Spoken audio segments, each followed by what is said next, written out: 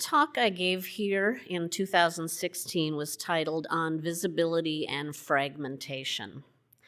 I concluded that talk by saying, I believe that if we proactively start with the notion that the universe is fundamentally connected, then maybe the ways we divide ourselves politically, economically, and socially will begin to seem so small and inconsequential that it no longer makes sense to fixate on them.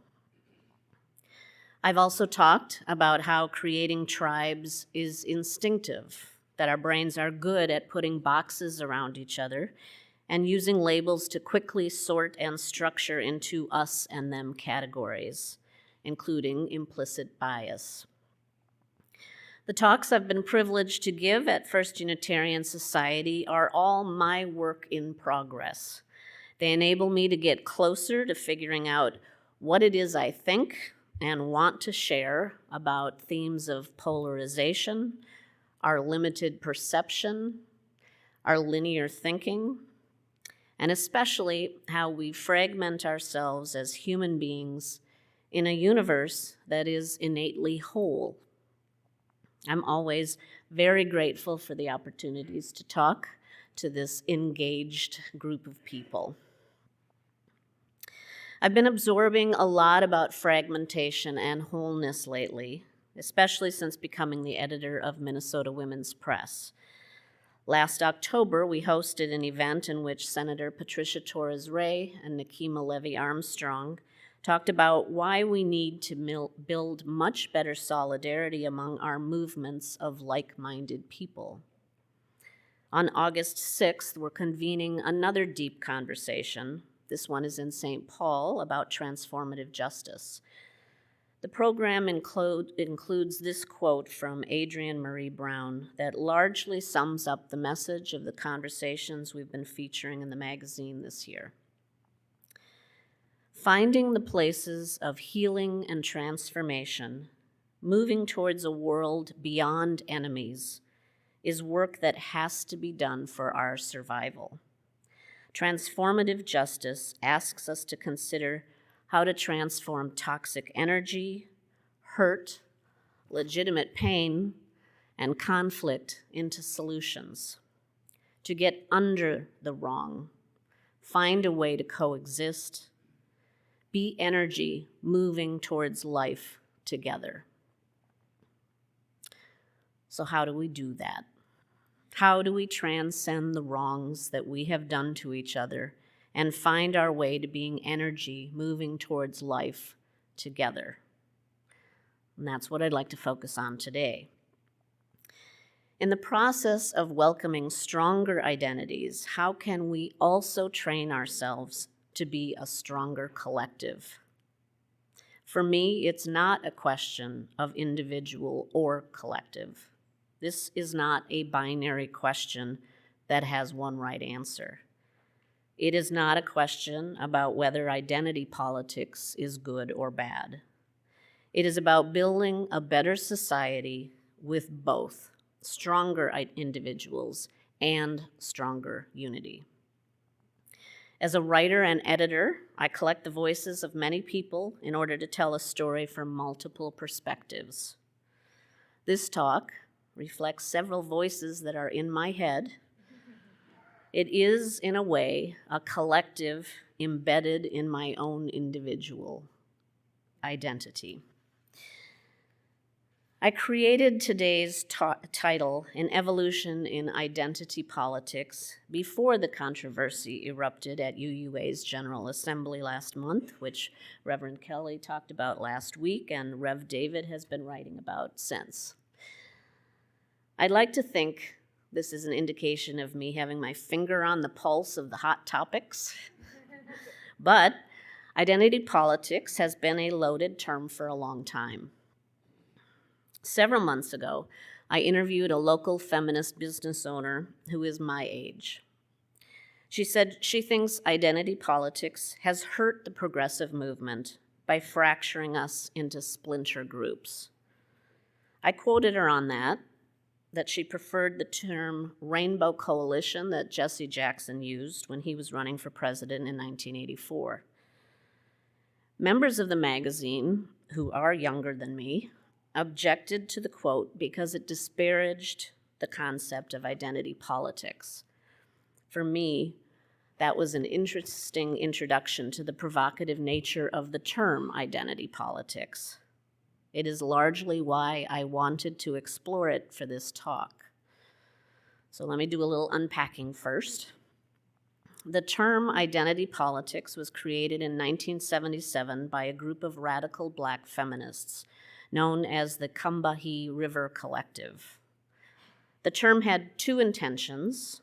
One, to acknowledge how their basic identities made them targets of oppression and exploitation, and two, to indicate that they were collectively and proactively confronting their vulnerability in society's structure.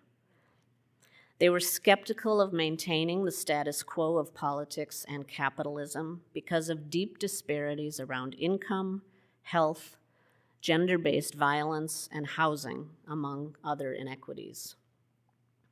According to the founders of the collective, identity politics was not about being exclusionary, nor was it about deciding who is most oppressed. They were seeking to validate their experiences as Black women while becoming active around fighting for the issues that were important to them. That, to me, is an example of the best way of merging both our individual and our collective natures. It's the kind of political movement that rose up as Me Too, Black Lives Matter, Standing Rock, and Stonewall 50 years ago. I think everyone in this room would agree that improving the worth and dignity of all individuals is important work. Where I think we are falling short is in finding alignment with those who don't match our personal identities or immediately agree with our perspectives or solutions. That needs to change if we are to get better momentum in confronting the status quo. A few months ago, I discovered the book Collapse, Dreaming Another World, and sat down for coffee with the author, Medora Woods. I reached out to her, partly because of the quote that is in today's order of service. How do I differentiate between the world of each of us as individuals and the world of all of us as a collective? Our minds, influenced more than we can ever know by our culture, our time in history, our place in geography, and our language, creating vastly different worlds. The quote resonated with me.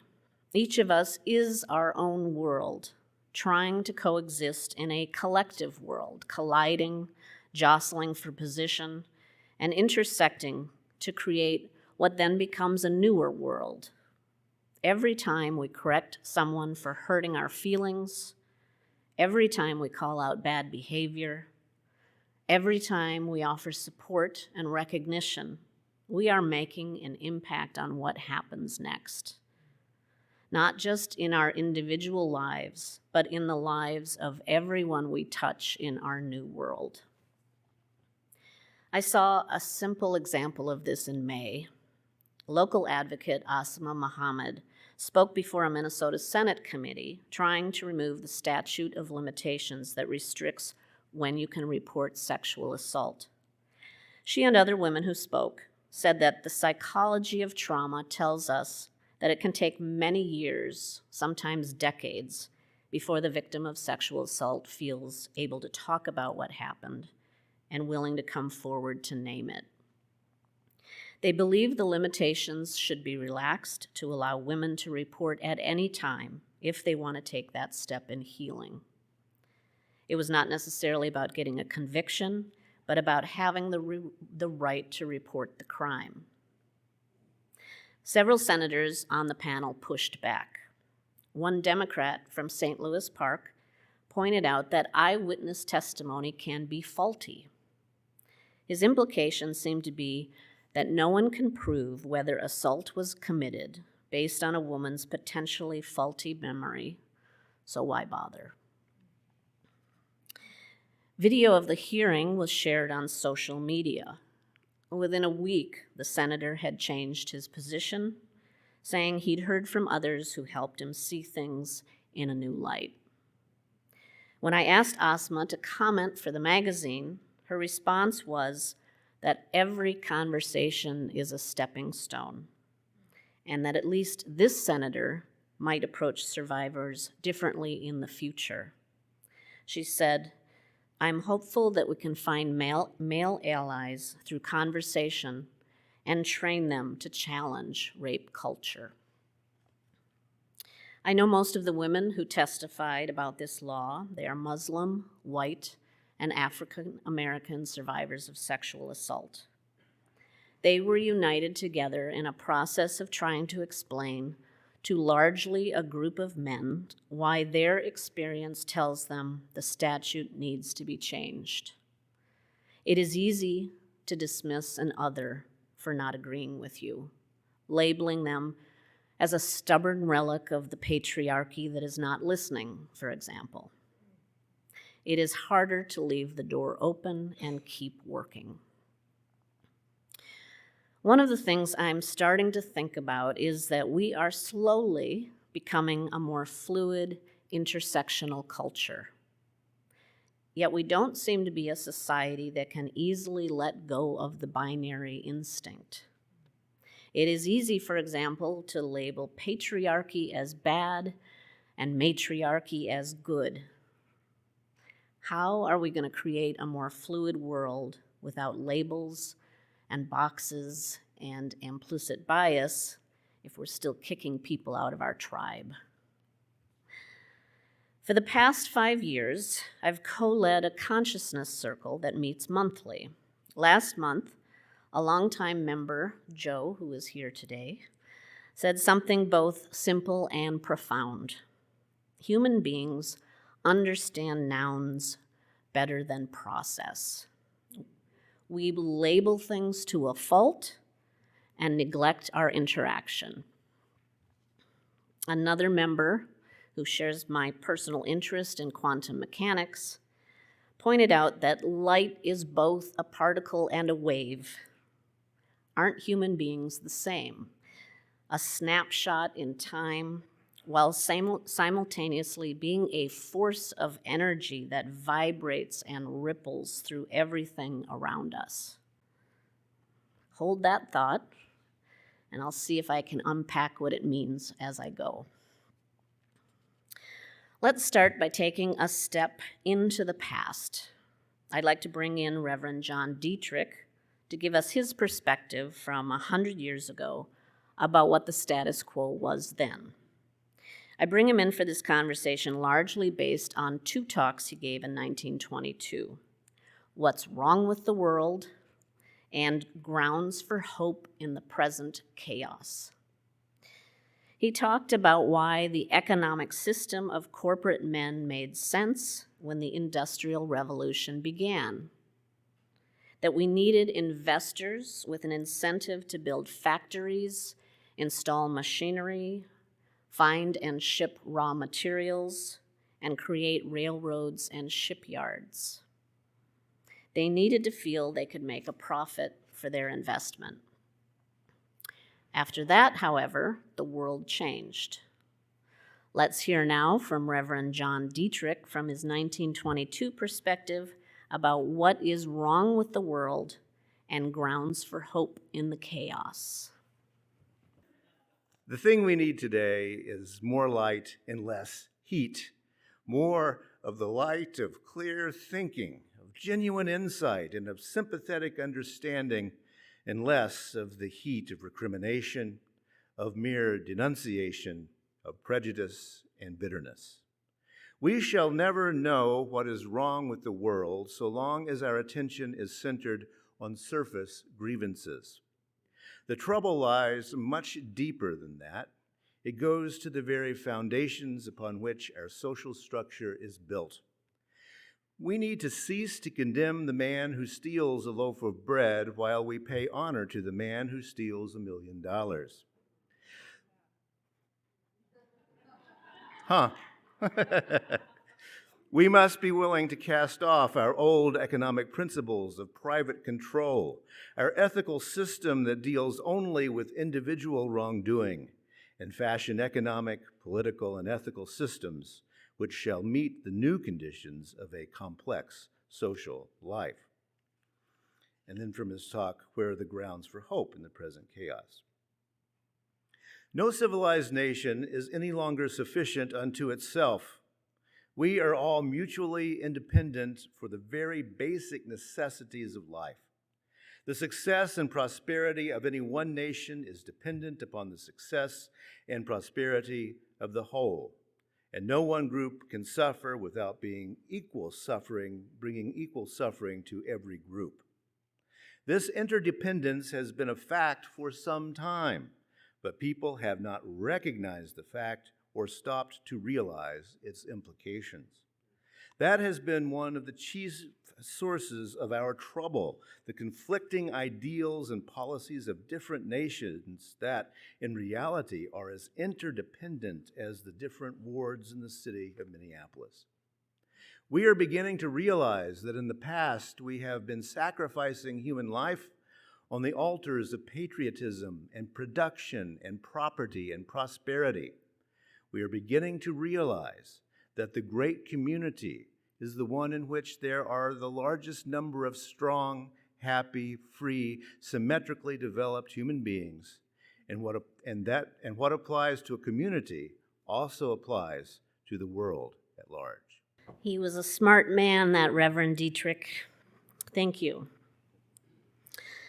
Of course, it does seem that we have the same status quo economically as we did 100 years ago. So to explore what we might be missing, what might help us evolve in order to dismantle the status quo so that inequities can be addressed, let's look at what Carl Jung said about essentially being present in a different way. John Dietrich respected Jung as one of our greatest psychologists. In an unfinished manuscript, Jung wrote about something that deeply impacted him during a visit to a Pueblo community in New Mexico. While talking with a native man, Jung saw how much the elder felt overwhelming emotion and reverence for the universe of nature, the sun, the mountains, the water. The elder told Jung that most people are ugly to each other because they do not live in that reverence. Said the native man, "What are whites seeking?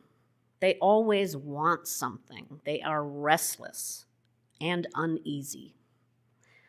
We don't know what they want. We don't understand them. We think that they are mad."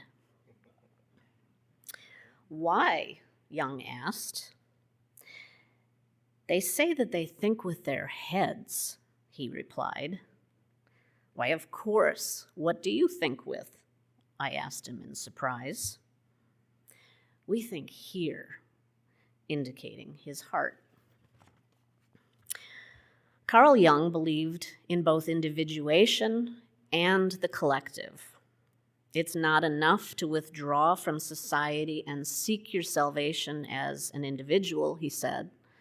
The collective society evolves only when individuals withdraw into solitude, have a vision of our transcendent union and unity, and return to community with a new sense of connection. Without deeper and widespread self-reflection, reverence for the unity found in nature, we react out of inferiority complexes. We inflict trauma. We are mad. Dietrich talked about Jung late in his tenure here in a talk called The Comprehensive View. His summary: the age in which we live has been too much addicted to pulling things to pieces. It analyzes life and kills it. It individualizes humanity until the social bond is shattered. He quoted John Dewey in the same talk, saying that we are both individuals and parts of a humanity that extends from past to future. We won't change our power structure, Dewey said, by legislation, a new economic system, or changed industrial order. We will change things only by creating a sense of our unity. A more contemporary voice to bring into this conversation is Alison Gopnik, who wrote a 2018 Atlantic Monthly article titled, "When Truth and Reason Are No Longer Enough." Basically, she pointed out that whether we like it or not, psychology trumps truth and reason. Some of us feel able to say out loud that our tribe counts and their tribe doesn't. Tribalism is seductive.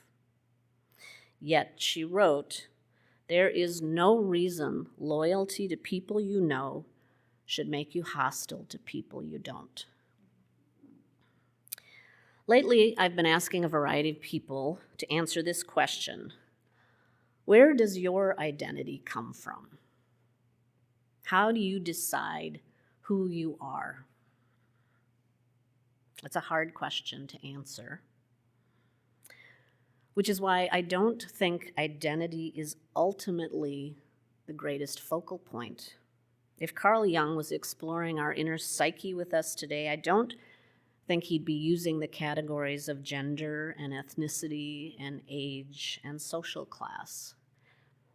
When we celebrated our 100-year anniversary as a humanist congregation here in 2016, feminist scholar Sunita Sarkar was on this stage and said, "We are good at bean counting, compartmentalizing based on race, gender, and class. And compartmentalizing is what we are trying to fight."